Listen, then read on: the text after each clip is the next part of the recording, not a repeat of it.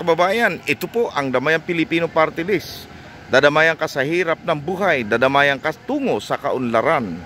Kaya iboto po natin sa darating pong eleksyon. Number 76 po sa baluta. Damayang Pilipino Party List. Yan. Congressman Ma'am Atene Bautista. Siya po ang chairperson po natin. And ang atin pong chairman founder po natin ay si Gobernador Daniel Fernando. Damayang Pilipino Party List. Iboto natin sa darating na Mayo. Ang Damayang Pilipino po mga kababayan ay mula 2008 pa po na sila po ay tumutulong sa mga medical mission at sa lahat ng mga bagyo, mga ganyan, at lalo na po noong pandemic ay sila po talaga ang tumutulong sa atin pong mga kababayan. Kaya ang Damayang Pilipino po ay dadamay po sa inyo, dadamay po sa ating mga kababayan, sa mga estudyante at maging sa mga matatanda, sa ating mga nanay at mga tatay. Kaya hindi po mapipigilan ang Damayang Pilipino Party List. Kaya sa darating po na Mayo, mga kapatid, sa darating na eleksyon, huwag po niyong kalimutan, number 76 po sa baluta.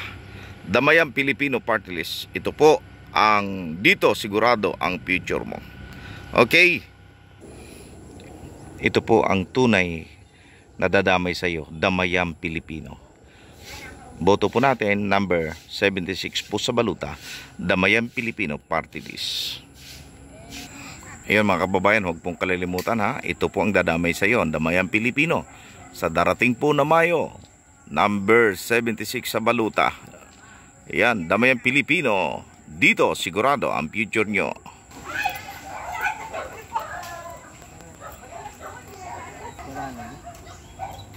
Ayun na tayo din. Dito na, parang dinig.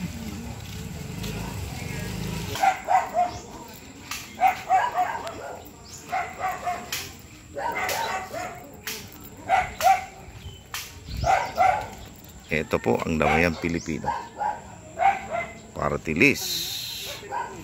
Huwag kalimutan sa darating na eleksyon, iboto po natin number 76 po sa baluta, Damayang Pilipino Party List. Dito sigurado ang future mo.